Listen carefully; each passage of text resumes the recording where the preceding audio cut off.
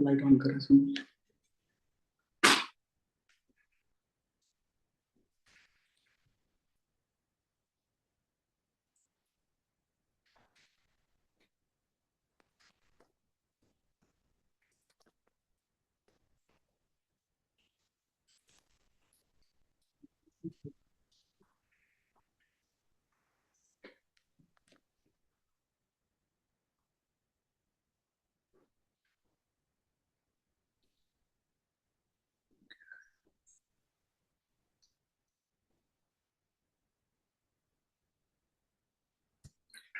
हरे कृष्णा।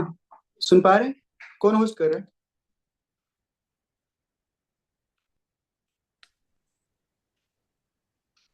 हरे कृष्णा।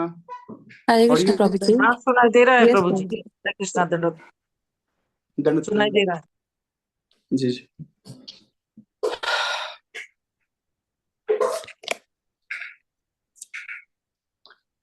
क्या शुरू करना है? कैसे है? क्या है? कौन होस्ट कर रहा है?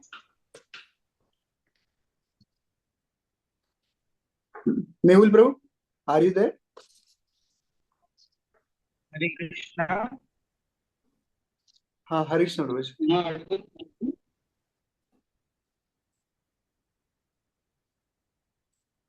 हरे कृष्णा कृष्णा कृष्णा हरे हरे, हरे राम राम राम हरे हरे। हरे कृष्णा डियर डिवोटीज, धन्यवाद प्रणाम। आप सभी का स्वागत है हमारे facing life challenges the Bhagavad Gita way सत्र में इस्कॉन कीर्तन मिनिस्ट्री द्वारा। और आज रुक्मणी द्वादशी के इस उत्सव पर आज हमारे साथ है हिज ग्रेस पांडुरंग विठल प्रभु। तो प्रभु जी आज रुक्मणी द्वादशी के ऊपर लेक्चर देने वाले हैं। एंड मैं बिना समय गवाते हुए प्रभु जी का शॉर्ट इंट्रोडक्शन देना चाहता हूँ। Just a second. हाँ, हरे कृष्ण। तो प्रभु जी ने मैकेनिकल इंजीनियरिंग की है वीआईटी से, और असिस्टेंट प्रोफेसर रहे हैं वीआईटी और वीआईआईटी में 3 साल के लिए। और प्रभु जी गूगल स्कॉलर भी रहे हैं, और बहुत सारे national and international publications in composite field में किए हैं प्रभु जी ने। और प्रभु जी currently his holiness Loknath Swami Maharaj के आर्काइव्स ऑफिस मीडिया सर्विसेज में सेवा दे रहे हैं। तो आज हम सभी का सौभाग्य है कि हमारे साथ हिज ग्रेस पांडुरंग विठल प्रभु है। So yes, Prabhu, over to you. You can start the session.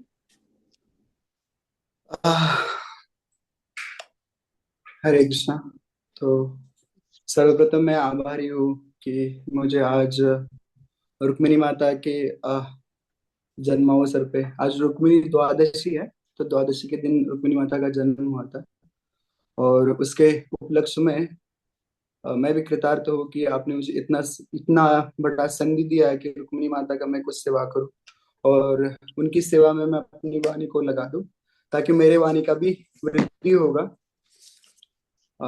तो यहाँ पे हम छोटी सी प्रार्थना करते हैं और प्रार्थना के बाद फिर कथा को आगे बढ़ाते हैं। ओम अज्ञानतिमिरन्धस्य ज्ञानाञ्जनशलाकया चक्षुरुन्मिलितं येन तस्मै श्रीगुरवे नमः। मूकं करोति वाचालं पङ्गुं लङ्घयति गिरिं यत्कृपातमहं वन्दे श्रीगुरो दीनतारिणम्। जय श्री कृष्ण चैतन्य प्रभु नित्यानंद श्री अद्वैत गदाधर श्रीवासादि गौर भक्त वृंद। हरे कृष्णा कृष्ण कृष्णा हरे हरे, हरे राम राम राम हरे हरे। भक्त्या अपाय भुजंग गारुड मणि त्रैलोक्य रक्षामणि गोपी लोचन चातक अम्बुद मणि सौंदर्य मुद्रा मणि। यह कांता मणि रुक्मणि घन कुचक द्वंद्वेक भूषा मणि शय्यो देवशिका मणिर्दिशित नो गोपाल चूड़ामणि। तो सभी से यहाँ पे जितने भी भक्त उपस्थित हैं, तो उन सभी के चरणों में मेरा एक नम्र निवेदन है कि कृपया आप सभी अपना अपना पर्दा खोल दीजिएगा, ताकि मैं भी आप सभी वैष्णव का दर्शन कर सकूं। तो हो सकता है कोई अपनी अपनी सेवा में व्यस्त है, फिर भी मैं चाहता हूँ कि जो जो भक्त मतलब खोल सकते हैं अपना पर्दा, तो वो खोलेंगे, तो कृपावश मैं उनको देख के मैं कथा बोल पाऊंगा। तो आप सभी के चरणों में मेरा नम्र निवेदन है। तो जैसे मैंने बोला था कि जो दशम स्कंद आता है, दशम स्कंद में अ, अध्याय 52 है, और श्लोक संख्या है 37। तो वहां पे रुक्मिणी माता अपने वचनों को उद्धृत कर रही है, और इस संसार का वो पहला लव लेटर है, जिसको सन्यासी भी बड़े प्रेम से पढ़ते हैं। ब्रह्मचारी को तो पढ़ना ही पढ़ना चाहिए, पर वो सन्यासी अपने उस प्रेम पत्र को अपने हृदय में धारण करते हैं। तो ऐसा कोई प्रेम पत्र है क्या जिसको सन्यासी अपने हृदय में धारण करता है? बट ऐसा एक प्रेम पत्र है, इस संसार में उपलब्ध है, जिसको सन्यासी भी अपने हृदय में धारण करके आगे बढ़ते हैं या आगे चलते हैं। तो उस प्रेम पत्र की कहानी हम थोड़ा उसका पार्श्वभूमि देखेंगे। पता नहीं आज प्रेम पत्र तक पहुंचेंगे कि नहीं पहुंचेंगे, बट तो प्रयास करेंगे, उचित प्रयास करेंगे कि उस प्रेम पत्र तक हम पहुंचे और उसकी थोड़ी सी चर्चा करें। तो मेहुल प्रभु, अगर आप उस श्लोक को यहाँ पे अगर डिस्प्ले कर सकते हैं तो कृपया आप कर दीजिए। दशम स्कंद है, 52 चैप्टर, श्लोका नंबर 37। यस प्रभु, आई क्योंकि कुछ इसके पीछे कुछ एक आचार्य की टीका है, जीव गोस्वामी इसके पीछे बहुत ही अच्छा भाव प्रस्तुत करते हैं। तो मैं चाहता हूँ कि पहले वो रुक्मिणी की वाणी को हम देखे, देखने मात्र से क्या हो जाएगा कि हर जीवन में परम मंगल हो जाएगा। उस वाक्य को या उस जो रुक्मिणी माता लिखी है अपने वचनों को, तो उस वचनों को हम अगर देखेंगे भी तो भी हमारे जीवन का सार्थक हो जाएगा। तो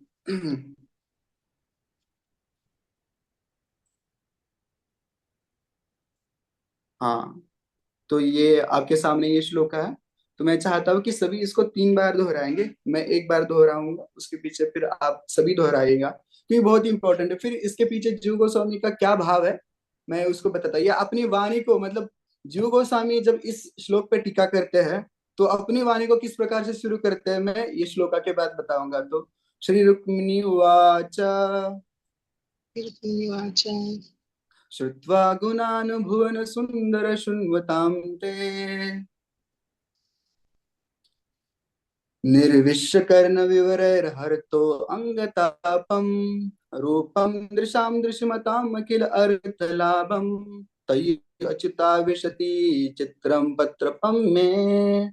मैं इसको और 2 बार दोहराऊंगा मैं खुद, आप मैं मतलब आप अपने आप ही दोहरा दीजिएगा।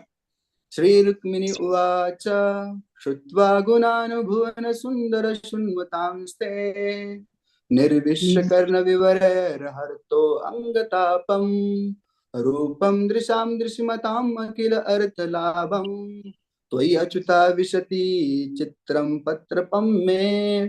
श्री रुक्मिणी उवाच श्रुत्वा गुणानुभुवन सुंदर शृण्वतां ते निर्विश्यकर्ण विवरैर्हर्तो अंगतापम रूपम दृशां दृश्यमताम् अखिल अर्थलाभम त्वयि अच्युता विशति चित्रम पत्रपम में। मैं पर उसका थोड़ा सा ट्रांसलेशन डिस्प्ले कीजिएगा।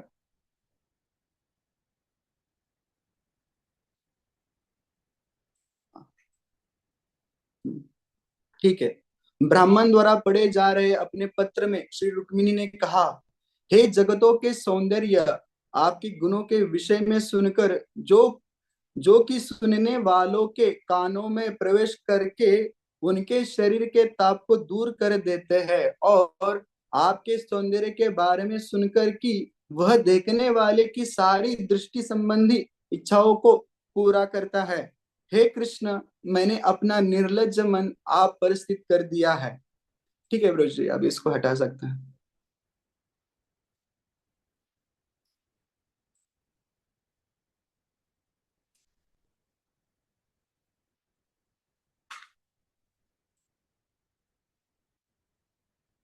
तो आपका बहुत बहुत धन्यवाद।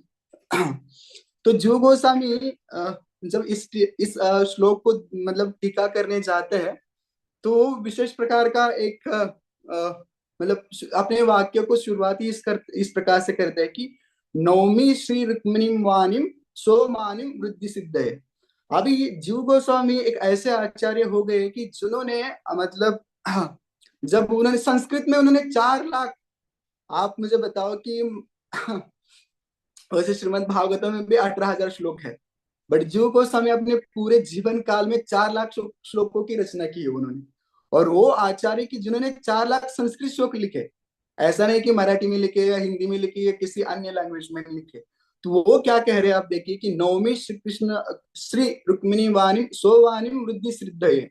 वो बोलते हैं कि मैं उस रुक्मिणी की वाणी को नमस्कार करता हूँ ताकि क्या हो जाए कि मेरी वाणी को भी या मेरी वाणी का भी वृद्धि हो जाए और मेरी वाणी को भी एक दिन क्या हो जाए कि सिद्धि प्राप्त हो जाए।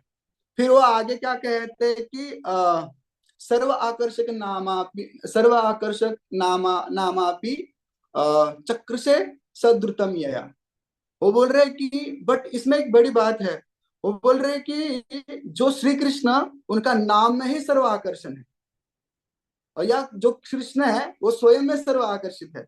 तो इसलिए तो यहाँ पे रुक्मिणी माता कह रहे कि भुवन सुंदर उनको एक विशेषण यूज किया है। तो भुवन सुंदर का अर्थ भी है मतलब वैकुंठ। वैकुंठ की बात तो कुछ नहीं, ये भुवन तो मतलब यहाँ की बात नहीं हो रही। वो बोल रहे कि वैकुंठ और पर वैकुंठ, वैकुंठ की तो बात हो रही है, मतलब वैकुंठ की बात हो रही है, वैकुंठ और पर वैकुंठ मतलब गोलोक की बात हो रही है। यहाँ से लेके मतलब इस भुवन से लेके पर वैकुंठ तक मतलब आपके जैसा कोई सुंदर है ही नहीं है। तो भाई इस संसार में सबसे बड़ा सुंदर पुरुष तो वही है। फिर भी वो पुरुष भी क्या हो जाता है कि जब रुक्मिणी माता के इस वचनों को पढ़ता है तो स्वयं चक्र से मतलब वो भी खींचे जाते हैं या वो भी आकृष्ट हो जाते हैं। देखो उस वाणी का परिणाम क्या है। तो यही भाव है कि जब रुक्मिणी माता का पत्र भगवान पढ़े, और पत्र पढ़ने के बाद भगवान थे कहाँ पे, द्वारका में, रुक्मिणी माता थी महाराष्ट्र में। तो स्वयं उसी दिन दारूक को बोले कि अभी क्या, अभी बीएमडब्ल्यू निकालो, ऐसा बोले। ओ सॉरी, उस समय उस जमाने में तो बीएमडब्ल्यू नहीं थी। भगवान बोले कि दारू को अपना रथ निकालो, बोले ऐसा ऐसा बोले भगवान। और जब वैसा बोले कि अपना रथ निकालो, अभी क्या भी निकलना है। ब्राह्मण आए थे सुबह, भगवान ने प्रश्न पूछा ब्राह्मण को लगभग लगभग संध्या के समय कि भाई आप मैसेज लेके आए हो रुक्मिणी माता का, वो क्या है थोड़ा पढ़ के तो सुनाओ, क्या मतलब आपका प्रयोजन क्या था द्वारका में आने के लिए। तो इनका डिस्कशन होते होते तो कम से कम 9 साढ़े 9 बज उतना तो बजा ही होगा मतलब उस समय। और भगवान उस पत्र को पढ़ के बोले कि दारू को अभी निकलना है, ना कल सुबह ना 1 सेकंड के बाद, वो बोले अभी अभी निकलना है। और तुरंत ही भगवान अपने रथ में बैठ के वो कहाँ पे आए, महाराष्ट्र में आए। तो देखिए कि रुक्मिणी की वाणी का प्रभाव कितना है, या उनके वचनों में भगवान को प्राप्त करने की उत्कंठा किस हद तक है।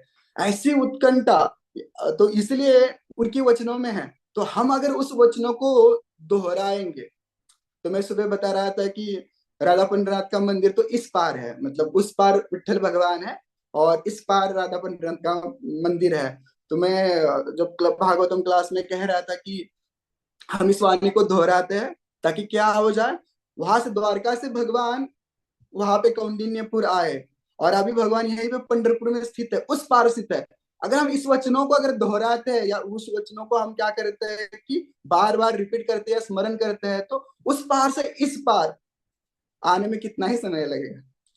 तो यही भाव है कि इस वचनों का अगर हम पुनः पुनः दोहराते हैं तो भगवान हमारे चित्त में भी एक दिन प्रवेश करेंगे। तो यही जो गोस्वामी अपनी टीका में कह रहे हैं कि नवमी श्री रुक्मिणी वाणी स्ववाणी च वृद्धि सिद्धये सर्व आकर्षक नामानि चक्र से सद्रुतम यया। तो इस प्रकार की टीका करते हैं। तो हाँ, तो इस श्लोका को या इस वाणी को हमको बार बार बार बार बार बार बार बार हमको दोहराना चाहिए, या इस 7 श्लोका को हमको बार बार पढ़ना चाहिए। तो जैसे मैंने बोला कि सन्यासी भी इस पत्र को अपने हृदय से लगा के हाँ, अपनी साधना को आगे बढ़ाते हैं। तो यही भाव था। आज हम थोड़ा सा रुक्मिणी माता के जन्म के विषय में बोलेंगे, बट जन्म के विषय के बारे में बोलने से पहले मैं विषय प्रस्तुति करता हूँ कि किस प्रकार से क्रम से हम चले जाएंगे। तो हो सकता है कि आप किसी किसी को पता नहीं होता है कि प्रभु जी आगे क्या बोलेंगे, चलो हम हमारा कैमरा ऑफ करते हैं, हमारा कार्य करते हैं, या चलो सो जाते हैं, बहुत हो गया अब तो 8 9 तो वैसे ही बज ही गए। तो क्रम बताते हैं तो थोड़ा सा हो सकता है कि किसी के हृदय में लालसा उत्पन्न हो जाए। तो क्रम ऐसा ही रहेगा कि सर्वप्रथम हम क्या करेंगे कि जो अल्लादिनी तत्व है या रुक्मिणी तत्व है या जो लक्ष्मी तत्व है या राधा तत्व है, उसके बारे में एक 5 मिनट बात करेंगे। और वो तत्वों को हम समझ जाएंगे तो हमारा बेस बन जाएगा। तो फिर हम फिर लीला में प्रवेश करेंगे कि रुक्मिणी माता का जन्म कैसे हुआ, और फिर आगे बहुत सारी कथा है, उसके बारे में चर्चा करते हैं। तो उसके पहले भी एक वक्ता के लिए एक उपयुक्त भाव होना चाहिए बात करते समय। तो उसका कुछ मैं बोलूंगा, और वो भी रुक्मिणी माता के संबंध में है, इधर उधर से तो मैं नहीं बोलूंगा। तो रुक्मिणी माता के संबंध में है। तो वादिराज तीर्थ एक साउथ इंडियन आचार्य हो गए, मध्व संप्रदाय के आचार्य हो गए वादिराज तीर्थ। उनका 1480 में उनका जन्म हुआ था। और जब वादिराज तीर्थ एक समय चतुर्मास के समय पुणे में थे, और पुणे बहुत पुण्य भूमि रही है पुणे, और पुणे में वो अपना चतुर्मास बिता रहे थे, और वहां पे बहुत सारे संस्कृत स्कॉलर आया करते थे पुणे में। तो एक दिन सुबह ही मंगल आरती का दर्शन करके ऐसे ही वादिराज तीर्थ रास्ते पे खड़े थे। तो वहां पे एक पालनपुन आती है, वो पालनपुन में एक ग्रंथ होता है, और बहुत सारे ब्राह्मण नागाड़े बज रहे हैं, फूल फूल मतलब वर्षा हो रही है, ऐसा बहुत सारा दृश्य देख के उनको भी आश्चर्य होता है कि ये चल क्या रहा है, किसका ये प्रोसेशन निकल रहा है। तो पूछते हैं एक ब्राह्मण को कि क्या है ये जो प्रोसेशन निकल रहा है, इसका प्रयोजन क्या है, क्या विशेषता है इसकी। तो वो बोलते हैं कि इस सदी का सबसे अच्छा संस्कृत ग्रंथ है। तो बोलते हैं ये क्या, कौन सा संस्कृत ग्रंथ है ऐसा। तो बोलते हैं कि शिशुपाल वध। और बोले कि इस सदी का सबसे बढ़िया ग्रंथ। बोले इस सदी का सबसे बढ़िया ग्रंथ है, और बोले इसमें क्या लिखा है। बोले रुक्मिणी माता और कृष्ण भगवान की लीला का इसमें वर्णन किया गया है। तो बोलते अच्छा, बट वो उनको तो टाइटल में ही प्रॉब्लम था। वो बोलते हैं कि देखो, जो भी पिक्चर बनता है या जो भी मूवी बनती है ना, उसका शीर्षक एक तो नायिका के ऊपर होता है या नायक या नायिका के ऊपर होता है। और इसको तो टाइटल दे दिया कि शिशुपाल वध, खलनायक का ही टाइटल दे दिया। नायक भी नहीं है, नायिका भी नहीं है, सीधा खलनायक। टाइटल में ही प्रॉब्लम था, तो अंदर तो क्या ही भागे। तो इस प्रकार का उनका भाव था। तो फिर वो जो अध्यक्ष थे उस कमेटी के उस समय के, तो वो उनको प्रश्न थे। वो बोलते हैं कि चलो आप मुझे 19 दिन, 19 या 20 दिन दे दीजिएगा, मैं एक ग्रंथ की रचना करता हूँ। और आप अगर उसको स्वीकृति देते हैं तो आप स्वीकार कीजिएगा उस ग्रंथ को। तो वादिराज तीर्थ 19 दिन लगाते हैं। 19 दिन में 19 अध्याय की रचना करते हैं। और 19 अध्याय में टोटल मिला के 1400 मतलब 1242, 1242 मतलब श्लोकों की रचना करते हैं। और हर एक श्लोक क्या है कि छंदबद्ध है। आजकल जो कवि होते हैं वो मुक्त छंद में कविता करती है, बट संस्कृत में कहीं इसकी मान्यता नहीं कि मुक्त छंद होता ही नहीं है उसको। ये अलग विषय है कि छंद क्या होता है, कभी आप थोड़ा सा पढ़िएगा छंद।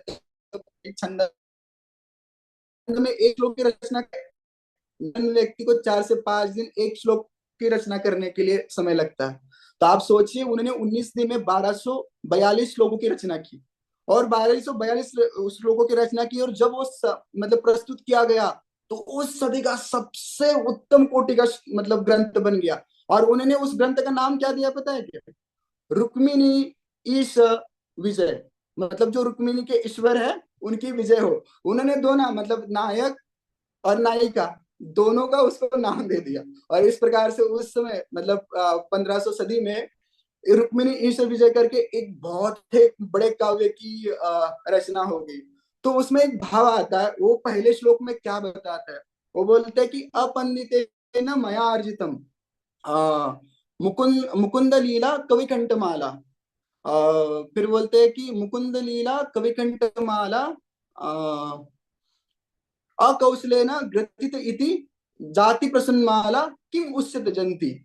तो भाव यही है कि वो बोलते हैं कि जब कोई माली माला बनाता है, और स्पेशली होता है कि मोगरे की फ्लावर की जब माला बनाता है, मोगरे की फ्लावर की जब माला बनाते हैं, तो मोगरे की फ्लावर की जो माला होती है वो आड़ी टेढ़ी बनती है, कभी सीधी नहीं बनती है। अगर कोई माता कभी माला बनाई है मोगरे के फ्लावर की, तो उनको पता होता है कि चमेली, मोगरा मतलब चमेली की फ्लावर की कभी माला बनाए होंगे तो पता है कि वो टेढ़ी मेढ़ी होती। पर उसका जो सुवास है या उसका जो गंध है, वो गंध कभी भी छूटता नहीं है। मतलब कभी कभी हम पुजारी है तो अल्टर में जाते हैं, और अल्टर में जब भी डेकोरेशन होता है एक दिन पहले, जब कोई भी प्रोग्राम होता है, तो माला का सुगंध उत्तरी को भी एक दिन रहता है। तो बोलते हैं कि ये जो माला है, जो चमेली की माला होती है, बोले कि वो आड़ी टेढ़ी है, इसलिए वो उसको कोई त्याग नहीं करना चाहता है, क्योंकि उसका सुगंध ही इतना अच्छा होता है। तो बोलते कि मैंने जो ग्रंथ ग्रंथ की रचना की है, तो उसमें क्या है कि भगवान के गुणों का वर्णन किया है। तो मुकुंद लीला कवि कंठ माला, तो कोई भी जो उच्च कोटि का भक्त है, तो वो त्याग नहीं, भले मेरे वर्ड्स है या मैंने जो शब्द उसमें यूज किए हो सकता है कि आड़े टेढ़े है, बट आप क्या कीजिए कि उसका भाव ग्रहण कीजिए। तो मैं भी आपसे यही एक निवेदन करना चाहता हूँ कि आप भी आज की जो कथा है, वो कथा का भाव स्वीकार कीजिए। मेरे शब्द हो सकते हैं कि आड़े टेढ़े हो सकते हैं, बोलने में या मतलब सुनने में आपको आनंद प्रदान नहीं कर रहे होंगे, बट आप एक कथा के पीछे का जो भाव है, उस भाव को स्वीकृति दे दीजिए। और मुझे पता है कि आप हंस जन हैं, तो आप तो सारग्राही हैं, तो कथा में से बस आप सार ही ग्रहण करेंगे, बाकी सारी चीजें तो वो मेरे हृदय का मल है। तो यही भाव को प्रस्तुत करते आज की कथा को हम क्या करेंगे कि आगे बढ़ाने का प्रयास करेंगे। हाँ, तो हमको अभी रुक्मिणी माता का जन्म के बारे में अगर सुनना है, तो हमको सबसे पहला मथुरा के कारागृह कारागृह में जाना पड़ेगा। तो सब मानसिक रूप से चलो मथुरा चलते हैं और वहां पे जाके इस कथा को सुनते हैं। तो उस समय देखते हैं इस कथा को, सुनना नहीं, हाँ सुनने से ही दर्शन होता है। तो अभी जो देवकी माता है, देवकी माता में सातवां गर्भ प्रवेश हो गया है और उसको 7 महीना हो चुका है। 7 महीना होने के बाद, सातवां गर्भ की बात कर रहा हूं मैं, 8वें गर्भ की बात नहीं कर रहा हूं, सातवां गर्भ की बात कर रहा हूं। जब देवकी माता के गर्भ में सातवां गर्भ होता है, तो 7 दिनों के बाद, मतलब 7 महीने के बाद उसका कर्षण किया जाता है। तो 7 महीने के बाद उसको रोहिणी माता के गर्भ में प्रविष्ट किया जाता है। तो अभी जैसे ही सातवां गर्भ देवकी माता के गर्भ से कर्षण किया जाता है, तो तुरंत उसी दिन उसी समय भगवान उनके गर्भ में प्रवेश करते हैं। मतलब 8वां गर्भ उनके गर्भ में प्रवेश करता है। जब ये 8वां गर्भ प्रवेश करता है, तो वहां से भगवान 7 महीना देवकी माता के गर्भ में रहते हैं। और यहाँ पे रोहिणी माता के गर्भ में बलराम जी 7 महीना रहते हैं। तो आप देख लीजिए कि पहले 7 महीना बलराम जी देवकी माता के गर्भ में रहे, दूसरे 7 महीना वो रोहिणी माता के गर्भ में रहे। तो ऐसा टोटल मिला के 14 महीने भगवान माता के गर्भ में रहे। और उसके बाद भगवान 8 दिन बाद जन्म लेते हैं और बलराम जी 7 दिन पहले जन्म लेते हैं। तो कभी कभी जब डिफरेंस आता है ना कि बलराम जी 1 साल, मतलब 1 साल 7 महीना या कुछ महीना इतना दिन बड़े हैं, तो ये डिफरेंस है। बट एक्चुअली अगर देखा गया तो भगवान 8 ही दिन मतलब बड़े हैं बलराम जी। तो इस प्रकार का कथन है। मैं ये क्यों बता रहा हूँ कि इसके आगे कुछ, इसके साथ ही वो सब सारी जन्म की लीला की, माता के जन्म की लीला की कनेक्शंस है, तो इसलिए मैं आपको बता रहा हूँ। फिर ये क्या हो जाता है कि प्रभु का जन्म हो जाता है। और प्रभु का जन्म हो जाता है तो उसी समय यशोदा मैया भी एक पुत्र और एक पुत्री को जन्म देती है। अभी वो पुत्र कौन है उसका डिटेल कभी हम अन्य समय में उस कथा को हम डिस्कस करेंगे। बट अब है कि वो पुत्री हो जाती है। फिर पुत्री को जब वसुदेव क्या करते हैं कि पुनः अपने साथ लेके जाते हैं, तो वो है योग माया, उनके यशोदा मैया के पेट से जन्म ली थी। अभी योग माया जब वृंदावन से बाहर जाती है, तो वो महामाया बन जाती है। तो जैसे शास्त्र में उक्ति है कि वृंदावनम परित्यज पाद एकम न गच्छति, भगवान कभी भी वृंदावन को छोड़ के नहीं जाते। उसी प्रकार से भगवान की योग माया शक्ति भी वृंदावन को छोड़ के कभी बाहर नहीं जाती। तो जैसे वो वृंदावन को क्रॉस करते हैं, कौन, वसुदेव, तो वो महामाया बन जाती। और जब कंस के हाथ से वो छूट जाती है, तो वो अष्टभुजा का रूप धारण करती है। और अभी वो डिटेल में इंस्ट्रक्शन देती है। हमने तो सुना था कि बस यो महामाया क्या बोलती है कि देखिए देवकी के तो 8वां पुत्र का तो जन्म हो गया है, इतना तक हमने सुना था। बट आगे वाला वो इंस्ट्रक्शन थोड़ा डिटेल में है, तो उसको हम बताते हैं कि क्या होता है। जब उन्होंने बताया कि तुम्हारा जो काल है, वो ऑलरेडी व्रज में कहीं तो जन्म लिया, उसके आगे उन्होंने कुछ कहा था। उस प्रकार से कहा था कि देखो उन्होंने तो जन्म ले लिया, बट इसके साथ साथ में ही अष्ट शक्तियां क्या करेगी, जन्म लेगी व्रज में। और वो अष्ट शक्तियां में भी 2 शक्तियां इस प्रकार से होगी कि अगर कोई वो दो शक्ति से विवाह कर लेता है तो वो किसको पराजित करेगा? वो महादेव को भी पराजित करेगा। ऐसा उनको वर था कि वो दो शक्ति से जो शादी करेगा या विवाह करेगा तो उसको क्या हो जाएगा कि वो किस पे विजय पाएगा? शिव जी के ऊपर विजय पाएगा, महादेव के ऊपर विजय पाएगा। तो वो सोचता है, वो कितना मूर्ख है, देखो किस प्रकार से सोचता है। वो सोचता है कि देखो मेरे काल का तो ऑलरेडी जन्म हो गया है, तो अच्छा है कि मैं क्या करता हूँ कि ये दो बच्चों को ही उठा लेता हूँ। तो अपने मंत्री और संतरियों के साथ वो क्या कर लेता है कि एक मीटिंग कर लेता है, और उसमें बहुत बड़े बड़े मंत्री संतरी आ जाते हैं।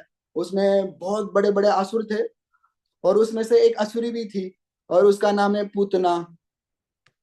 पूतना खगचरी थी खेचरी, मतलब वो खेचरी है। और पुतना को इंस्ट्रक्शन दिया जाता है, और पुतना को स्पेशल इंस्ट्रक्शन दिया जाता है। हमने आधा इंस्ट्रक्शन सुना था, आज हम पूरा इंस्ट्रक्शन सुनेंगे। तो उसको इस प्रकार से इंस्ट्रक्शन दिया जाता है कि उनको बोला जाता है कि देखो 10 दिन के अंदर जो भी बालक पैदा हुए उनको क्या करना है? मारना है। और 10 दिन के अंदर जितनी भी बालिका का जन्म हुआ है उनको सबको उठा के मेरे पास लाना है। तो ऐसा सोच रहा था कि भविष्य में ये जब बड़ी बन जाएगी तो उनके साथ मैं शादी करूंगा और मैं शिव जी को परास्त करूंगा या शिव जी जैसा बलवान बनूंगा। तो ये मूर्खता भरी बात है, बट उसकी ऐसी सोच थी, उसकी ऐसी मान्यता थी। तो वो ऐसा इंस्ट्रक्शन देता। अभी इस कथा को हम यहाँ पे विराम देते हैं। अभी हम दूसरा कथा में प्रवेश करते हैं, इसका कनेक्शन है। तो दूसरी कथा में प्रवेश करते हैं। तो विंध्य और हिमालय, तो ये प, पर्वतराज है ये दोनों भी। और इनमें कभी भी ना कंपटीशन चलती है। तो एक बार क्या हुआ कि विंध्य को थोड़ा गर्व हो जाता है। वो मेरू पर्वत के साथ कंपैरिजन करने जाता है और अपने आकार को बढ़ाता है। तो आकार को बढ़ाता है तो सारे पृथ्वी में त्राहिमाम हो जाता है। अगस्त्य मुनि वहां से जाते हैं, तो अगस्त्य मुनि को प्रणाम करता है। तो अगस्त्य मुनि को जैसे वो प्रणाम करते तो बोल दो जैसे थे वैसे ही रहो, मतलब झुक गए ना। तो बोलेंगे प्रभु जी ऐसे कैसे? तो यहाँ पे दो चीजें होती है। पर्वत एक व्यक्ति भी है, जो विंध्य है वो पर्वत है, वो एक व्यक्ति भी है। और वो एक हाँ वस्तु कैसे बोल सकते हैं, हाँ बट बोले वस्तु भी है। तो मतलब एक होता है अधिष्ठाता और एक होता है अधिष्ठान। तो जो अधिष्ठाता में जो विकार दिखता है या परिणाम दिखता है वो अधिष्ठान में भी दिखता है। तो झुक गए तो वो पूरा विंध्य पर्वत क्या हो गया कि वो भी झुक गया। तो अभी जब पार्वती का जब जन्म होता है, तो पार्वती का जन्म होता है तो बोलते हैं पार्वती का इतना इतना बड़ा सौंदर्य था, इतना बड़ा रूप था।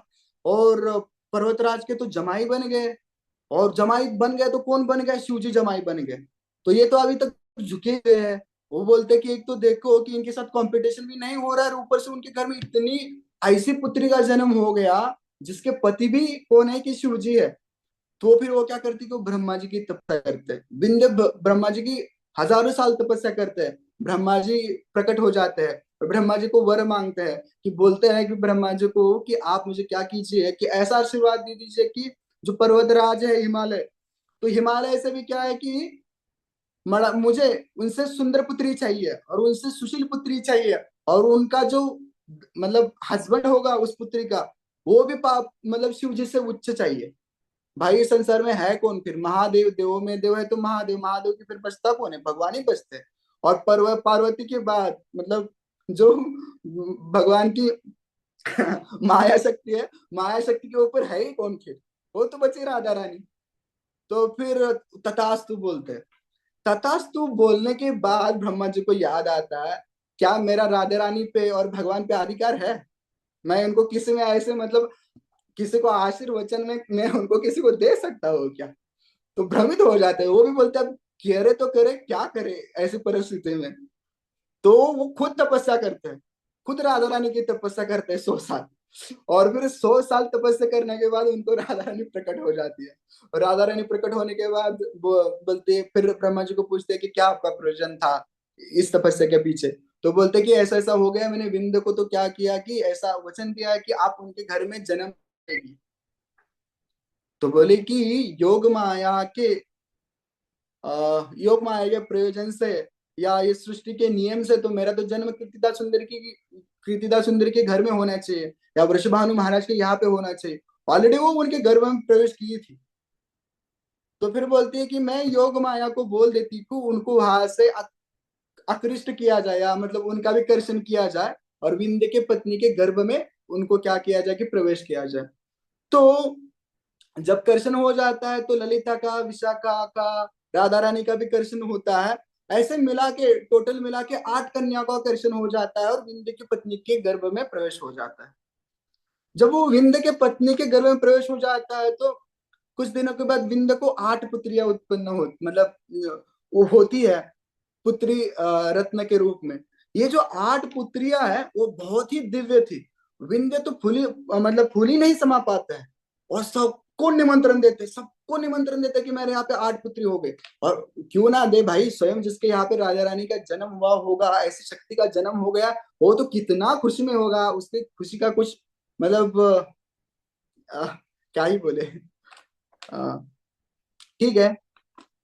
हाँ। तो फिर आगे इस प्रकार के जब वो वचन बोलते हैं, और हमको ये तत्व के बारे में भी थोड़ा बोलना था, कहना था। तो थोड़ा तत्व के बारे में मैं थोड़ा सा बाद में ही कहूंगा, पहले थोड़ा लीला ही बता देते हैं और फिर तत्व की बात करते हैं।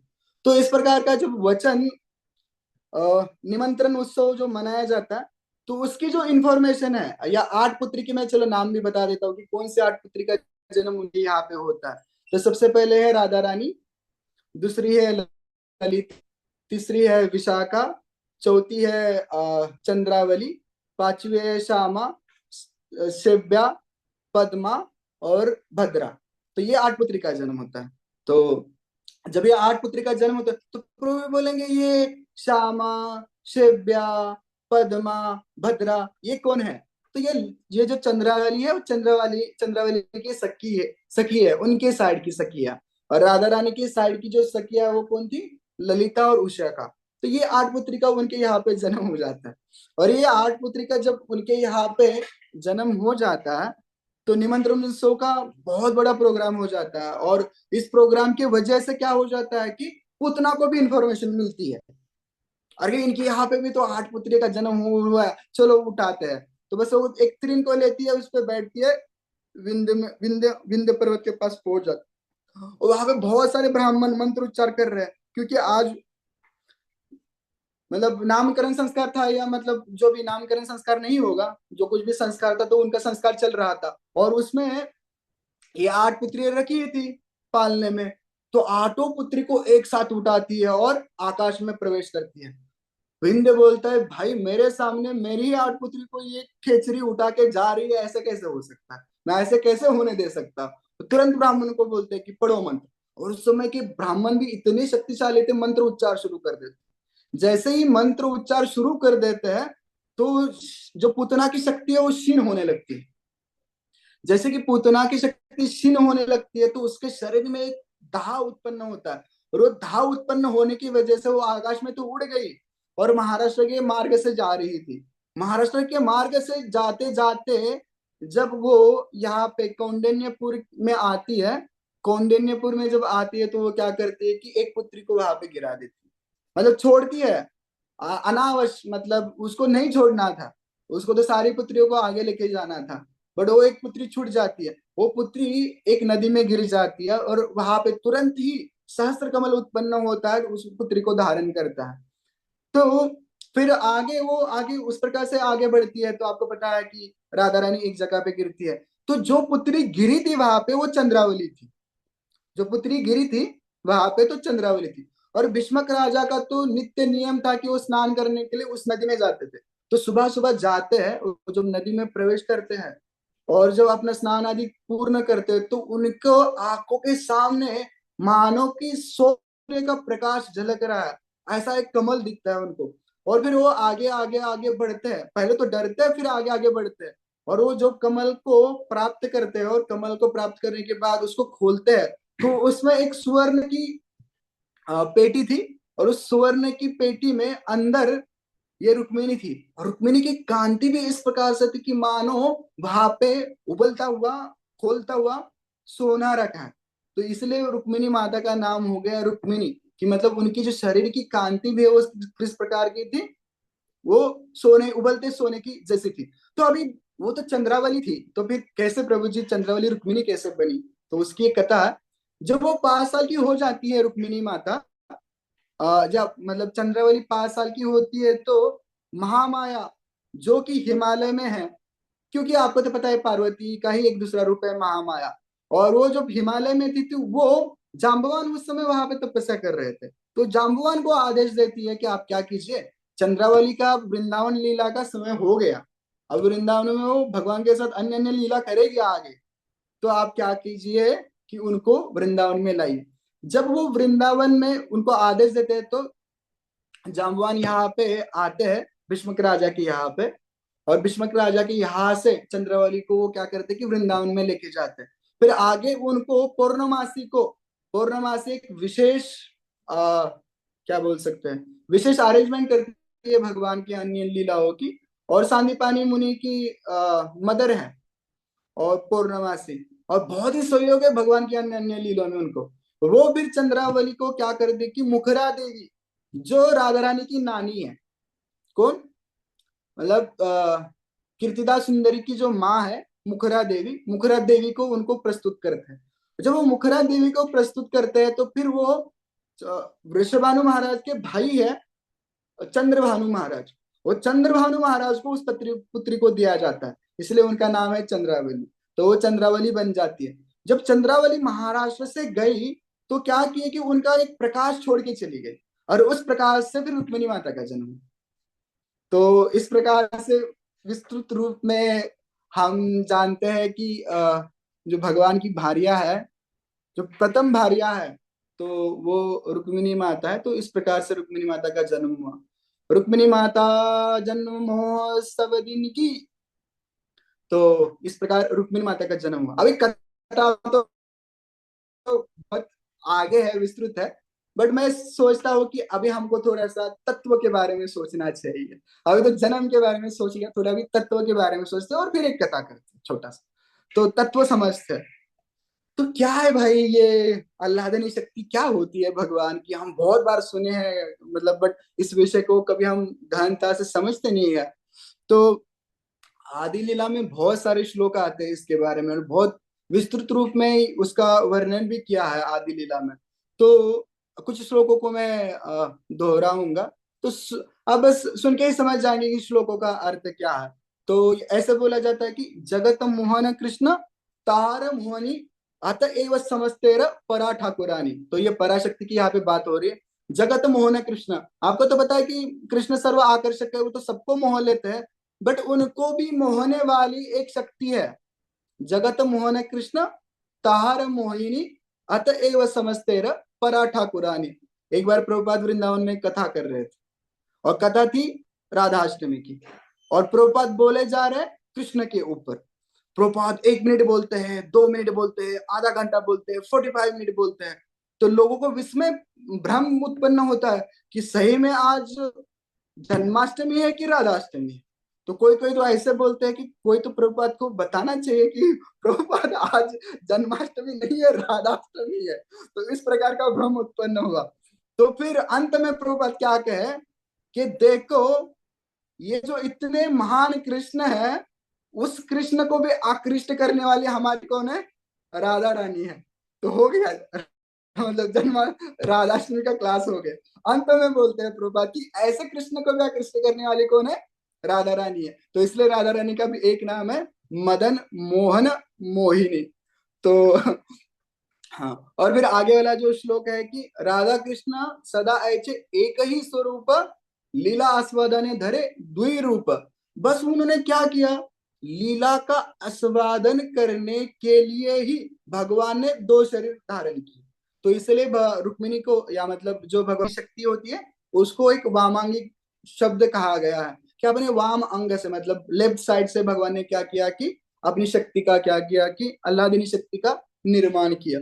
फिर आगे क्या बोला जाता है कि राधा पूर्ण शक्ति कृष्ण पूर्ण शक्तिमान दुई वस्तु भेदनाई शास्त्रेर प्रमाण।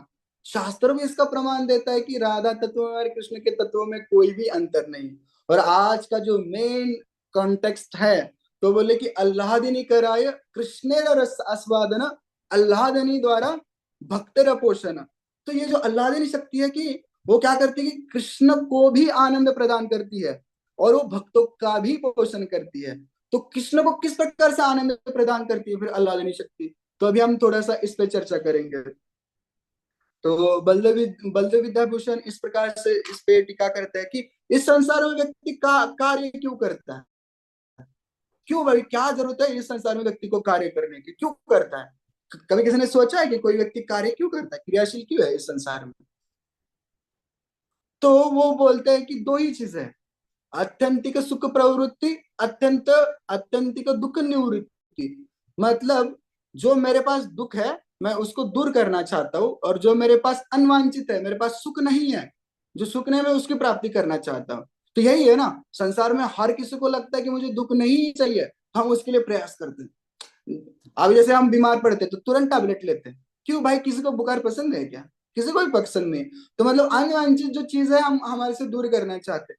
और जैसे वांछित, प्रभु मुझे लैपटॉप चाहिए, प्रभु मुझे गाड़ी चाहिए, प्रभु मुझे आईफोन चाहिए, सब कुछ चाहिए।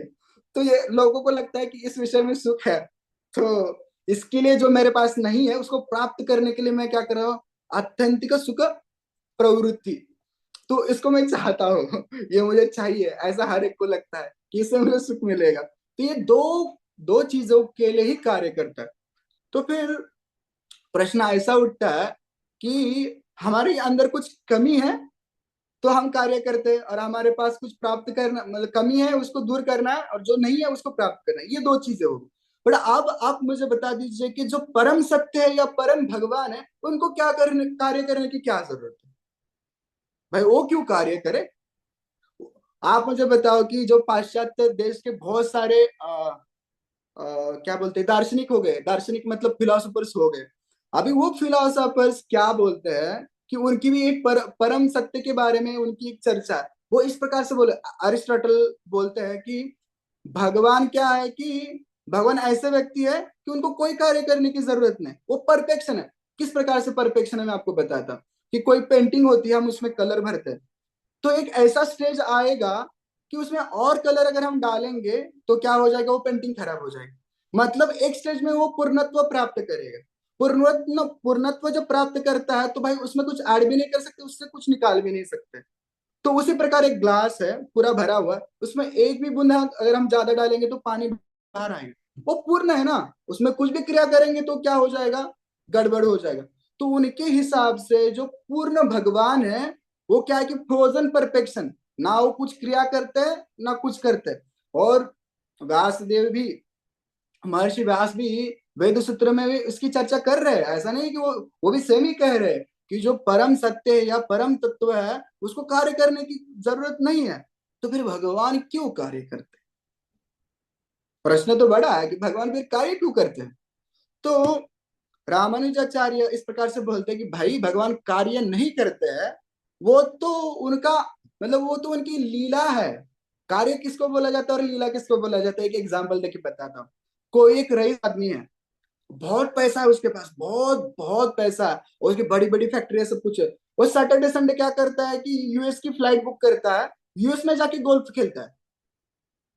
वो क्या रहे कर रहा है कि यूएस में जाके गोल्फ खेल रहा है। कर तो क्या रहा है कि एक होल में क्या कर रहा है, एक लकड़ी से बॉल मार रहा है।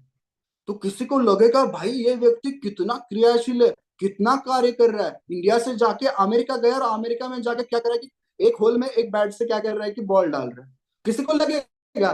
बट जो ज्ञानी व्यक्ति है वो तो बोलेगा कि वो कार्य थोड़ी कर रहा है, वो तो एंजॉयमेंट कर रहा है भाई, वो तो एंजॉयमेंट कर रहा है ना, वहां पे जाके सैटरडे संडे में छुट्टी यूएस में मना रहा है तो कितना रेस होगा। तो वो कार्य कर रहा है क्या, नहीं, वो क्या कर रहा है कि सुख की अनुभूति कर रहा है, या मतलब वो क्या कर रहा है कि फिर बोलते कि रामानुजाचार्य ऐसा करते हैं कि तो किसी को लगेगा कि भगवान अपने खुद के सुख के हेतु के लिए कार्य करते हैं। तो बलदेव विद्याभूषण बोलते कि ये भी गलत, ये भी कुछ परिपूर्ण नहीं है, ये जो आपने कथन किया, रामानुजाचार्य ने जो कथन किया वो भी परिपूर्ण नहीं। तो बोलते कि फिर क्या है, परम सत्य कार्य क्यों करता है। तो वो आगे बोलते हैं कि वो सुख के हेतु कार्य नहीं करते हैं, आनंद का परिणाम उनका कार्य है, मतलब उनको जो आनंद होता है उनका जो कार्य है उसका परिणाम है। तो इसको कैसे समझे, तो इसको इस प्रकार से समझेंगे। तो यहाँ पे बहुत सारे वैष्णव उपस्थित हैं।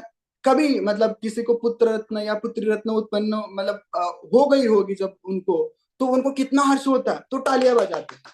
वो हर्ष के वजह से वो क्या, आनंद इतना अंदर से इतना आनंद हो रहा है तो वो तालियां बजा, वो कार्य कर रहे हैं क्या, नहीं, आनंद का परिणाम है कि वो तालियां बजा रहे। कभी कभी कीर्तन इतना इतना मतलब कीर्तन इतना अंदर चला जाता है कि हम उठकर डांस करने लगते, वो कार्य कर रहा है कि नहीं, आन, अंदर इतना आनंद समा रहा है, इतना आनंद है कि वो उठ के वो कार्य करने लगते हैं। तो भगवान को इस प्रकार से ही बोला जाता है, वो आनंद के हेतु कार्य नहीं करते, आनंद परिणाम है उनके कार्य का। तो ये बात बल्लभ विद्याभूषण कहता है कि जो परम सत्य है वो कार्य क्यों करता है, कि वो आनंद का परिणाम है, आनंद के हेतु नहीं। तो समझे, कितने लोग समझे? मैं पूछता हूँ कि मेरे साथ है कि नहीं, बस मैं बोले जा रहा हूँ कोई कुछ रिएक्शन नहीं दे रहा है। तो एटलीस्ट जितने भी फिजिकल थम्स है वो ऊपर कर सकते। कितने लोगों को ये पॉइंट समझा कि आनंद, वो जो भगवान परम सत्य कार्य करते वो क्या है, वो उनका आनंद का परिणाम है, आनंद के हेतु नहीं। हाँ, तो आप अब अभी समझिए कि तो यही बात यहाँ पे कही कही जा रही है कि अल्लाहदनी द्वारा कृष्णेर रस आस्वादन, अल्लाहदनी द्वारा भक्तेर पोषण। तो आप यहाँ पे देख लीजिए कि वही जो माता है, वही जो रुक्मिणी माता है, वही जो अल्लाहदीनी शक्ति है, वो भगवान को अंदर से आनंद प्रदान करती है, और उसी का परिणाम है कि भगवान कार्य करते हैं। तो ये है शक्ति का महत्व, इस प्रकार से है शक्ति का महत्व। तो टाइम क्या हुआ है थोड़ा सा, क्या करें, कथा को आगे बढ़ाए कि रोक दिया जाए? हो गया समय, तो हो गया वैसे तो। हरे आप कृष्ण प्रभु, बताइए, आप कंटिन्यू कर सकते कंटिन्यू कर सकते हैं, सभी रेडी है? तो ठीक है, एक आगे थोड़ा कथा को और थोड़ा सा आगे बढ़ाते हैं। श्लोक तक तो पता नहीं, भूमिका ही चल रही है, श्लोक तक तो पहुंचे भी नहीं, हम आप पहुंचेंगे कि नहीं ये भी पता नहीं। चलो ठीक है। तो अभी विशेष एक कथा है कि भगवान रन छोड़ देते हैं। तो हमको तो पता है कि भगवान, भगवान को तो बहुत सारे लोग भगोड़े भी बोलते हैं कि यार भाई रन छोड़ा उन्होंने, इसलिए तो रन छोड़ नाम मिला। आज तक हिस्ट्री में कोई ऐसा व्यक्ति है क्या कि जिसने रन छोड़ा और उसका नाम रणछोड़ राय बन गया? हम अगर कोई भी किसी को भी बोलते हैं कि डाकोर में कौन छे, तो सब बोलते हैं राजा रणछोड़ राय छे। तो इस प्रकार का वाक्य सभी के मुख पे आ जाता है। तो देखो, भगवान रन छोड़ के भी 5,000 साल हो गए, 5,500 साल हो गए, अभी भी भगवान प्रसिद्ध है अपने रन छोड़ने की वजह से। तो बहुत सारे लोग बोलते हैं कि क्या तुम्हारे कृष्ण, उन्होंने तो रन छोड़ा, वो तो भगोड़े है भाई। नहीं नहीं, ऐसा कुछ नहीं है। भगवान रुक्मिणी माता के लिए रन छोड़े थे, तो आज कैसे? तो आचार्य 5 चीजें बचाती है, बताते हैं कि भगवान ने रन क्यों छोड़ा। तो उसका थोड़ा, चलो फिर से हम थोड़ा सा मथुरा घूम के आते हैं, मथुरा में जाते हैं, मथुरा में प्रवेश करते हैं। अभी भगवान ने कंस का वध कर दिया, और कंस का वध जब किया भगवान ने, तो उस समय जरासंध के पास लगभग लगभग इस पृथ्वी के सारे 70% राजा पृथ्वी के उसके कारागृह में थे। आप सोचो कि वो कितना कितना महान राजा होगा जरासंध, उसके अंडर में पृथ्वी के 70% राजा उसके कैद में थे। तो ऐसा व्यक्ति, और उसकी उसकी जो 2 पुत्रियां थी, अस्ति और प्राप्ति, और वो कंस की कौन थी, भार्या थी। भाई इतने बड़े डाकू के अगर, सॉरी डाकू नहीं बोलना चाहिए, विलन बोलना चाहिए, इतने बड़े विलन के अगर आप बेटियों को विधवा करोगे तो क्या वो आपको छोड़ेगा? तो उस प्रकार से जब होता है तो वो क्या करते हैं कि कृष्ण को ओपन चैलेंज करते हैं। और वो जब जरासंध जब भी आता था ना, तो किसी भी राजा को जब भी परास्त करना चाहता था या उनके ऊपर आक्रमण करना करता था, तो पहले बोलता था कि बिना बताए नहीं जाता था, बता के जाता था, बोलता था कि मैं आ रहा हूँ, तुम सावधान हो जाओ। और इस प्रकार से राजाओं को हरा देता था। तो अभी देखिए आगे। हाँ, कृष्ण को भी सूचित किया जाता है कि मैं आ रहा हूं करके। वो तो बलराम जी बड़े टेंशन में आ जाते हैं। बलराम जी बोलते हैं कि देखो देखो कि वो 23 अक्षौहिणी सेना लेके आएगा तो हमको कुछ प्रयोजन, मतलब हमको तो कुछ तो अरेंजमेंट करना पड़ेगा। हमारी तो मथुरा इतनी छोटी छोटी है कि हम क्या करें करके। तो भगवान इतना ज्यादा ध्यान नहीं देते। बलराम जो और थोड़ा उत्कट हो जाते हैं, बोलते कि अरे भाई वो आएगा, कंस आएगा, हमको कुछ करना चाहिए। तो बोलते आने दो उस कौवे को। बलराम जैसे करके देखते हैं, क्या वो कौवा है? हाँ बोलते वो कौवा है। तो कैसे? तो भगवान उसको एक न्याय बताते हैं। एक न्याय होता है, वो इस प्रकार से बताते हैं कि कभी भी कौवे को पकड़ा जाता है ना, ग्रुप बहुत सारे कौवे हो गए, तो क्या कि शिकारी उनको पकड़ता है, तो किस प्रकार से पकड़ता है? कुछ दाना डाला जाता है और कुछ कौवे को पकड़ा जाता है, और उसमें से जो कौवा सबसे ज्यादा चिल्ला रहा है ना, उसको छोड़ दिया जाता है। और वो क्या करेगा? कौवा जाएगा और बहुत क्रोश करेगा, बहुत क्रोश करेगा। और बहुत क्रोश करने के बाद वो क्या करेगा कि दूसरे कौवे को भी बुलाएगा। और जब दूसरे कौवे एक साथ आएंगे तो सबको पकड़ा जाएगा, और या जो भी कुछ आगे वाला कार्य किया जाएगा उनके साथ। और उसमें से जो कौवा और चिल्ला रहा है उसको फिर से छोड़ा जाएगा। तो बोलते कि वो कौवा है, वो आएगा, बहुत चिल्लाएगा, चिल्ला के सारे लोगों को अपने साथ लेके आएगा, बस हम सबको मारेंगे, उसको छोड़ देंगे, तो आने दो उस कौवे को। इस प्रकार भगवान बोलते हैं। तो वो तो भाई साहब 23 अक्षौहिणी सेना लेके आते हैं, और मथुरा में सारे चिंतित है। मथुरा तो छोटा छोटा ही गांव था, और उनकी सैन्य बल भी इतना कुछ बड़ा नहीं था। तो सब सारे डर जाते हैं।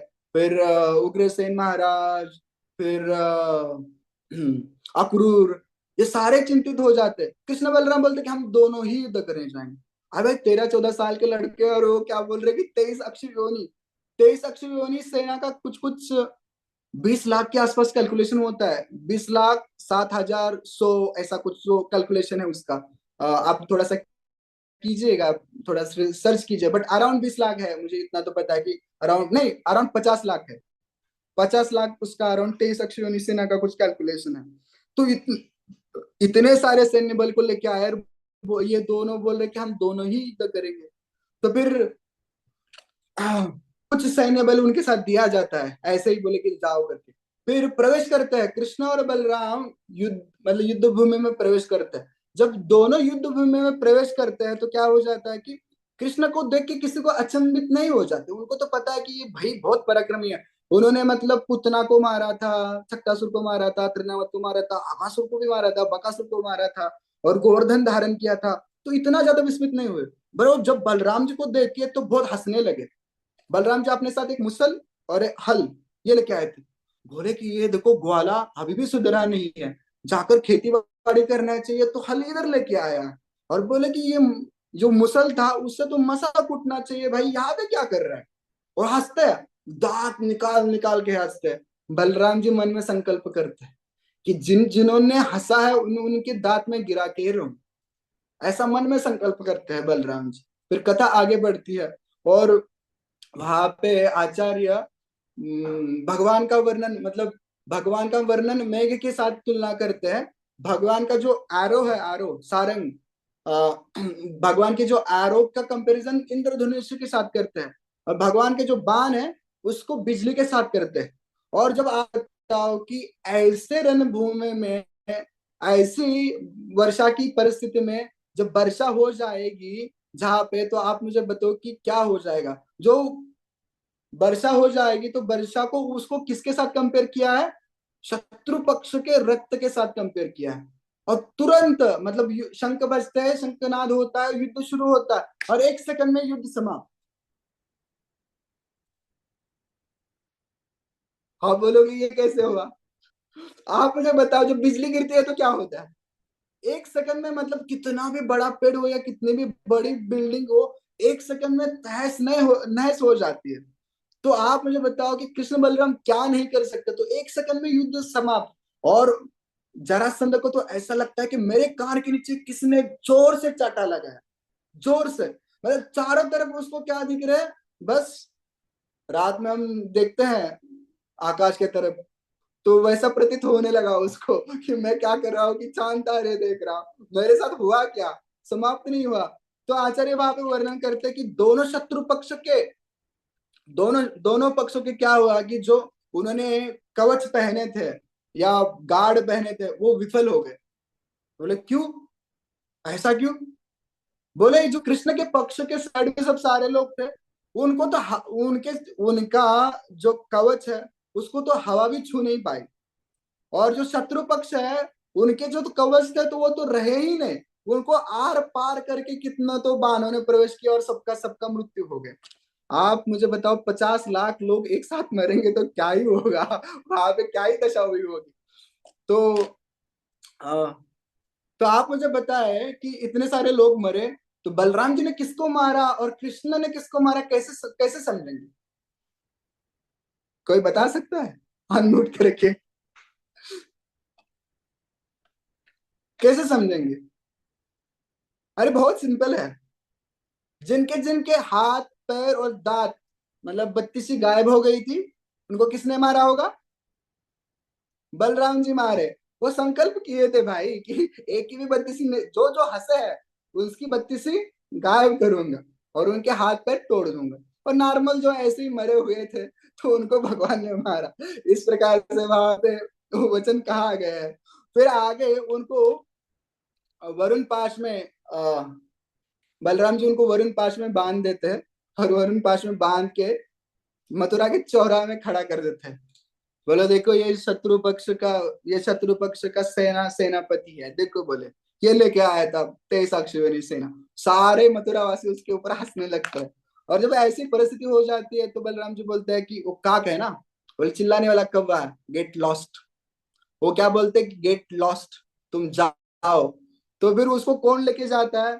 तो उसके घोड़े को जो घास चराने वाला होता है, तो उसका वो गाड़ी, एक गाड़ी वगैरह कुछ बैलगाड़ी लेके आया था, वो घास लेके आया था उसमें, वो घास की गाड़ी में उसको जरासंध को बिठाते हैं और वापस भेज देते हैं उसको। तो फिर वो बोलता है कि नहीं अब कुछ नहीं, अब संन्यास, यहाँ से आगे और कुछ नहीं, यहाँ से आगे मेरे से कुछ नहीं होगा, अब संन्यास। वो एक सेकंड में कोई कैसे समाप्त कर सकता है भाई किसी को? तो विस्मय में था और उसको चांद तारे तो दिख ही रहे, तो बोलता अब संन्यास, अब कुछ नहीं, मैं वन में चला जाऊंगा। बट वहां पे उस समय भी बहुत सारे मोटिवेशनल स्पीकर थे। हमारे बीच में भी बहुत सारे मोटिवेशनल स्पीकर होंगे, तो उस समय भी बहुत सारे मोटिवेशनल स्पीकर थे। तो वो बोलते कि प्रभु क्या है अभी, कृष्ण के नक्षत्र बहुत ही अच्छे हैं, आपके नहीं अच्छे हैं। तो एक समय ऐसा हो जाएगा कृष्ण के नक्षत्र बिगड़ जाएंगे और आपके नक्षत्र बहुत अच्छे हो जाएंगे। फिर बोलते कि प्रभु यही तो संसार की रीत है, हार के बाद तो जीत है।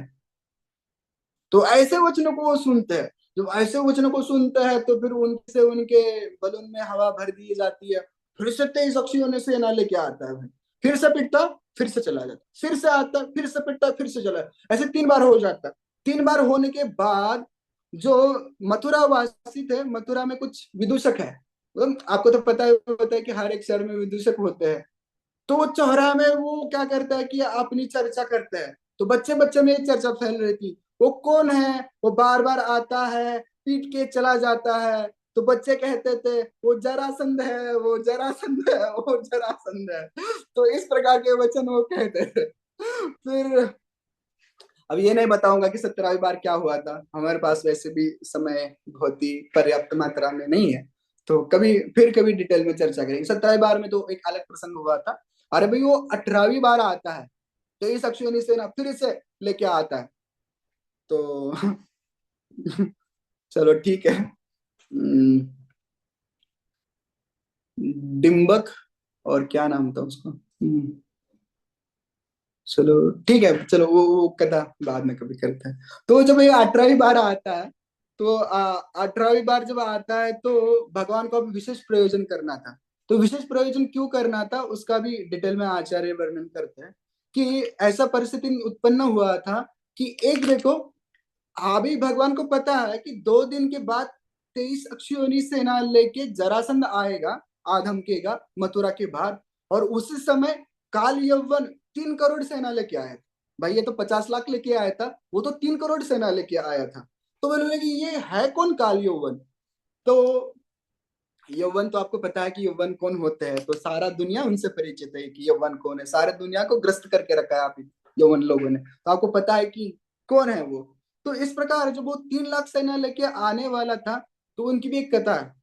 एक बार नारद जी काली यौवन के पास चले जाते हैं, वो अपने डोले शोले नारद जी को दिखाता है। बोले कि नारद जी आप युद्ध युद्ध करते हैं कि नहीं, क्या आप मेरे से युद्ध करोगे? नारद जी बोलते हैं कि कहा मैं तो ठहरा साधु बाबा, मैं आपसे कहा युद्ध करूंगा। बट मैं आपको एक योग्य व्यक्ति का नाम बताता हूँ, उसके पास जाइए और उससे युद्ध कीजिए आप। तो बोले कौन है? तो बोले जाइए ना मथुरा में, मथुरा में है मथुरा में वसुदेव पुत्र वासुदेव है, वहां तो उनसे आप थोड़ा सा युद्ध कीजिए। तो बोलते कौन है ये? उसको बहुत खुजली थी युद्ध करने की। तो बोलता कौन है ये वासुदेव, कौन है? उसके बाद चला जाता, तो इसलिए वो भगवान से युद्ध करने आया था। और अभी देखो कि अभी भगवान को 2 दिन के बाद उनसे युद्ध करना है और पहली रात्रि में इनसे युद्ध करना है। तो भगवान बोलते हैं कि अगर मैं इनसे लड़ूंगा तो ये मथुरा में प्रवेश करेंगे और मेरे जो सगे संबंधी है उनको क्या करेंगे, उनको हानि करेंगे। अगर मैं काल यवन से लड़ूंगा तो जरासंध आएगा, मैं जरासंध से लड़ूंगा तो काल यवन आएगा। तो भगवान ऐसे बोलते कि रातों रात भगवान पूरे मथुरा में क्या करते हैं कि किसी का टिकट बुक नहीं था, किसी का no train booking, no flight booking, सब गायब हो जाते हैं। सारे दूसरे दिन उड़ जाते हैं, सब अपने आप को द्वारका में प्राप्त कर लेते हैं। वो बोले कि प्रभु जी ये कैसे हो गया, ऐसे कैसे संभव है? तो मैं पहले ही बताता हूँ कि आप जब भी भगवान का कथा सुनते हैं तो अपना तर्क होता है वो अपने घर के बाहर छोड़ के आना होता है, अपने तर्क को अंदर नहीं लाना होता। और जब दर्शन की बात होती है, जब फिलॉसफी होती है, तो अपने तर्क को वहां से डोर से जाके उठा के लेके आना है और अपने पास में रखना है। तो ये शास्त्र की उक्ति है कि कथा में कभी भी तर्क नहीं करते। तो जब तर्क का समय आता है तब हम तर्क को बाहर छोड़ते हैं घर के, और जब कथा सुनते हैं तो तर्क को अंदर लेके आते हैं। तो उल्टा करना है, जब कथा सुनते हैं तो तर्क को बाहर रखना है। भगवान कुछ भी कर सकते हैं भाई, वो उनके पास सब सारी शक्तियां हैं। तो अब ये मत पूछना कि ये कैसे हो गया, तो वो कभी बाद में थोड़ा सा चर्चा करेंगे उसको कि ये कैसे हुआ, कैसे लेके गए भगवान, क्या हुआ। तो अभी ये तो हो गया। तो अब भगवान क्या करते हैं कि काल यवन की सारी सेना को भी उसी प्रकार हरा देते हैं। अभी काल यवन को दौड़ाना था। तो चलो आज थोड़ा इसका इसका थोड़ा सा आगे वाला पार्ट ले ही लेते हैं। तो मथुरा के बाहर एक गुफा है, और उस गुफा में क्या करते हैं कि भगवान प्रवेश कर देते हैं। जब भगवान उस गुफा में प्रवेश करते हैं तो काल यवन को एक आशीर्वाद भी मिला था, और शिव जी का शायद से शिव जी ने दिया था उनको वचन, मतलब आशीर्वाद, कि वो यदु किसी भी यदु से मरेंगे नहीं, वो मतलब किसी भी यदु के हाथों वो मरेंगे नहीं। तो इसलिए भगवान उनको मारना भी नहीं चाहते थे, और भगवान अपना और एक प्रयोजन सफल करना चाहते थे। तो वहां पे सोए थे मुचकुंद राजा, उस गुफा में। तो मुचकुंद राजा सोए थे, तो भगवान उनके ऊपर अपना उत्तरी डाल देते। और भगवान चल रहे, कालियोन दौड़ रहे, भगवान चल रहे, कालियोन दौड़ रहे। तो दौड़ दौड़ के मानो ऐसा हो, कालियोन को प्रतीत हो रहा था कि उसके श्वास ही चले जाए, उसके श्वास ही चले जाए, ऐसा प्रतीत हो रहा था। बोले कि मुझे इतना दौड़ा है इसने, इतना दौड़ा है मुझे, और यहाँ पे ये सोया है। भगोड़ा कहेगा यहाँ पे सोया है, तो लात मार देते। जैसे ही लात मार देते तो फिर ओम भट स्वाहा, तो उनका पूरा स्वाहा स्वाहा हो जाता है।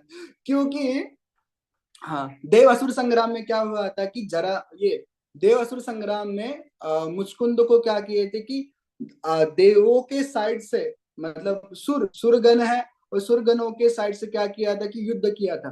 तो बोलते कि प्रभु जी बहुत सारे भक्त तो मुचकुंद लीला करते।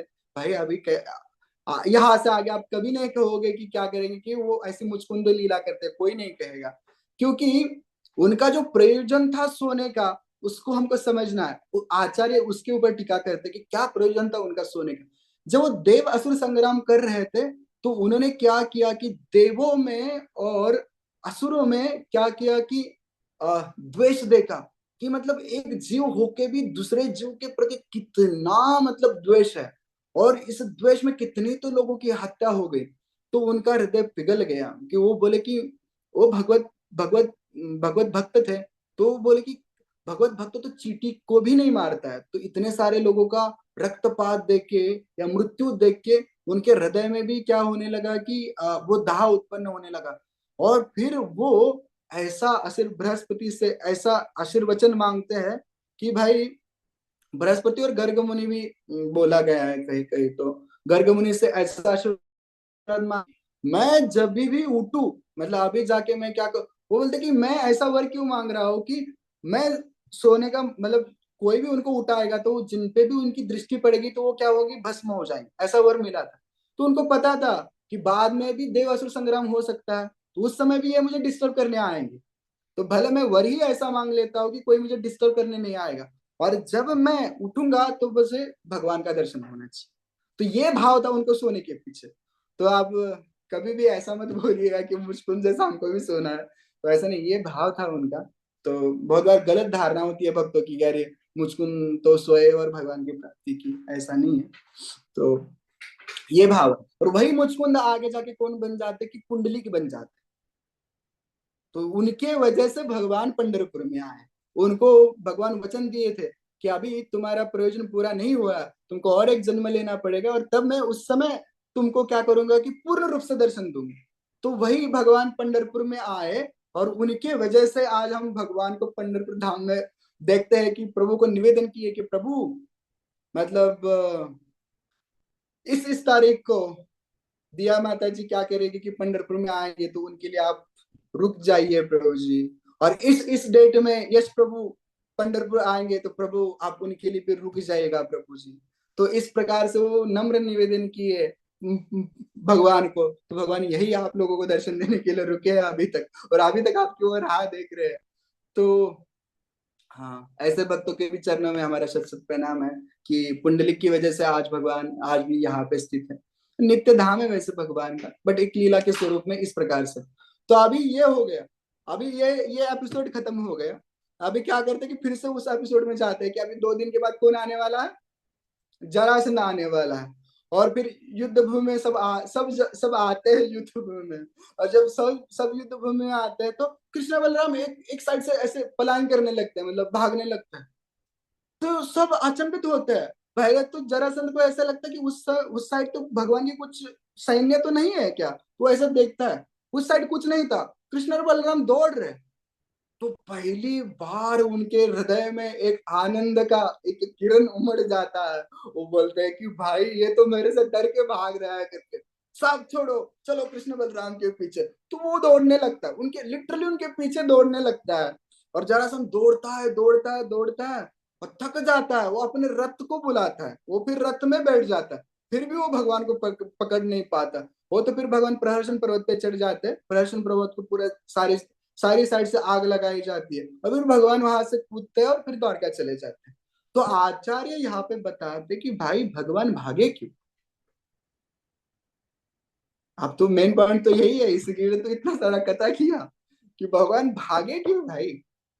क्या भगवान में क्या कमी है, भगवान तो 17 बार हरा दिया, तो 18वीं बार क्या है भैया, ऐसे ऐसे ही मसल सकते थे, भागे क्यों। तो 4 रीजन है, 4-5 रीजन है। तो वो एक बताते हैं, बट जो मेन रीजन है उस पर हम ज्यादा फोकस करेंगे। जो पहला रीजन है, तो मथुरा में बहुत सारा सोना रखा था। सोना रखा था मतलब ये वाला सोना नहीं रखा था। जब काल यौवन आया था, तो 3 करोड़ सैन्य लेके आया था। और 3 करोड़ सैन्य ने अपने सिर से लेके पैर तक सारा सोना पहना हुआ। घोड़े पे भी सोना था, उनके घोड़े पे सोना, उनके सब सारे रथ में सोना, सब सोना सोना सोना, सब सारा सोना ही सोना था। हाँ, सबको अभी सोना भी है थोड़ी देर बाद, बट ठीक है चलो पहले इसको इसको कंप्लीट करते हैं, फिर सबको सोना है। तो इस प्रकार से हाँ, वो सोने के ऐसे पर्वत बने थे। तो कोई जब भाग रहे थे ना कृष्ण बलराम के पीछे, तो कोई बोला कि प्रभु, जरासंध को बोले कि प्रभु वो सोना, अरे बाले सोना वोना सब जाने दो, मतलब मिट्टी में। आज देखो कृष्ण बलराम मेरे से डर के भाग रहे हैं। तो फिर क्या होता है कि वो उनके पीछे चले जाते हैं। और भगवान कुछ सैन्य अपने रखे थे वहां पे मथुरा में। तो वो क्या करके मथुरा का सारा सोना लेके फिर द्वारका में उसको द्वारका निर्मित तो हो गई थी, फिर द्वारका में उसको यूज हो गया आगे। तो ये एक रीजन बोलते हैं आचार्य। आचार्य दूसरा रीजन बोलते हैं कि जो वैसे मथुरा तो खाली हो गई थी, बट मथुरा का इतना सौंदर्य था, इतना सौंदर्य था, और इतना मतलब क्या ही बताए उस समय मथुरा कितनी सुंदर थी। वो बोलेंगे कि ये तो जो मगध है, मगध वो बिहार के साइड का है ना, तो उनका कुछ टेस्ट रुचि नहीं था मतलब ये सौंदर्य में। तो वो क्या करेंगे कि सारा तहस नहस करेंगे मथुरा। तो भगवान उनको मथुरा में प्रवेश करना नहीं देना चाहते। तो बोलते कि भगवान एक अपना मतलब चले। फिर एक जगह पे ऐसा बताया गया कि भगवान बहुत दिनों से मॉर्निंग वॉक पे नहीं गए थे। जब वृंदावन में थे तो भगवान मॉर्निंग वॉक में डेली जाते थे, गौ मैया को चराने जाते थे, तो फिर वो तो मॉर्निंग वॉक हो जाता। मॉर्निंग वॉक क्या, तो भगवान तो दौड़ के आते थे पूरे सारे वृंदावन में। तो आचार्य लिखते हैं कि भगवान चप्पल भी नहीं पहने थे उस दिन। तो भगवान मॉर्निंग वॉक पे निकले थे। तो मॉर्निंग भगवान को मॉर्निंग वॉक करना था, एक जगह पे ऐसे बोलता है। तो ऐसे अन्य बहुत सारे रीजंस है, बट अभी जो चलो cut to make it short, मैं आपको मेन रीजन बता दूं कि भगवान भागे क्यों। तो आचार्य अपनी टीका में कहते हैं कि उपेक्षां च रुक्मिणी हरणम कौतुक पोषणार्थम तद साक्षात अरिवर्ग निर्जयम तस्य प्रहर्षणार्थम च। तो बोले कि क्या ये उपेक्षा उपेक्षा मतलब भगवान ने क्यों निग्लेक्ट किया, मतलब ये सैन्य को निग्लेक्ट किया। बोले अरे जाने दो यार, तुमको इस बार मैं छोड़ देता हूँ, कर देता हूँ। उपेक्षा रुक्मिणी हरणम कौतुक पोषणार्थम, बोले कि रुक्मिणी हरणम पराक्रमम कौतुक पोषणार्थम। जो बोले कि भगवान, मैं जब रुक्मिणी का हरण करूंगा, तो भगवान ऐसा बोले, मतलब दूसरे लैंग्वेज में बोले कि मैं रुक्मिणी को प्रकृष्ट रूपे ने, यहाँ पे बोला है साक्षात अरिवर्ग निर्जय, मैं सारे असुरों का नाश करूंगा। कब नाश करूंगा? रुक्मिणी की शादी के समय करूंगा। फिर भाई क्यों रुक्मिणी की शादी के समय है? क्यों? मैं रुक्मिणी को आनंद देना चाहता हूँ। भाई क्यों रुक्मिणी को किस प्रकार से आनंद दोगे आप? तो बोले कि प्रकृष्ट रूपे ने, यहाँ पे बोला है कि प्रहर्षणार्थम च, हर्ष मतलब आनंद होता है।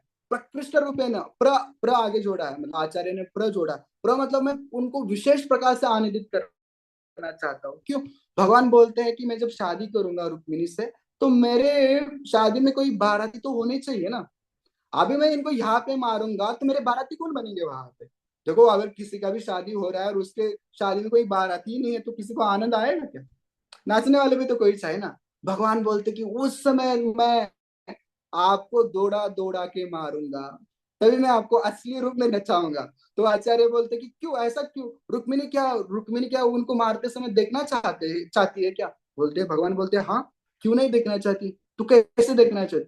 वो भगवान बोलते कि अगर कोई ब्राह्मण पुत्री से मैं विवाह करता, भगवान बोल रहे मैं किसी ब्राह्मण पुत्री से विवाह करता, तो मैं कैसे उसको इम्प्रेस करता? प्रहर्षणार्थ मतलब इम्प्रेस ही करना होता है, मतलब भगवान। तो इस भौतिक जगत में क्या होता है कि इसका विकृत रूप दिखता है ना, कि male want to attract female and female want to attract male. तो उसका विकृत रूप दिख रहा है। लेकिन भगवान जो अल्लादनी शक्ति उनको इम्प्रेस करना चाहते हैं, वो बोले कि वो तो शतरानी है, वो कोई मेरे वेद मंत्र से थोड़ी इम्प्रेस होगी। जब मैं ये 23 अक्षोहिणी को उसके सामने दौड़ा दौड़ा के जब मारूंगा, तब उसको आनंद होगा, क्योंकि वो शतरानी है। तो इसलिए बोलते हैं कि भगवान बोलते हैं कि उपेक्षा से, चलो मैंने तुम्हारी उपेक्षा कर दी, मैं तुमको छोड़ देता हूँ। मेरे शादी में बाराती बन के आओ, उस समय मैं दौड़ा दौड़ा के मारूंगा। और उससे क्या हो जाएगा? मेरी भार्या को, जिसने इतना परिश्रम किया मेरे लिए, अपने स्वजनों का भी त्याग कर दिया, मतलब अपने माता का, पिता का, अपने भाई का भी माँ कहा सुना नहीं, और मेरे लिए क्या किया कि मेरे लिए 100 जन्म भी लेने के लिए रेडी है। तो फिर ऐसी रुक्मिणी माता के लिए मैं इतना भी नहीं कर सकता क्या? तो भगवान को यह पता था कि भविष्य में क्या होने वाला है। और बोले कि उस समय 18वीं बार मैं ये क्या करूंगा।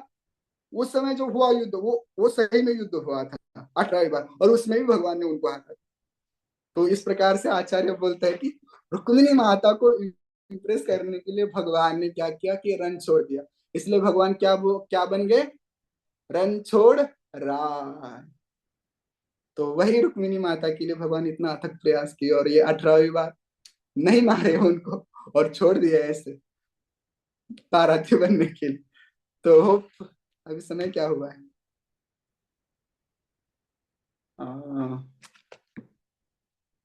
9:15। तो होपफुली ठीक है, आज के लिए इतना काफी है।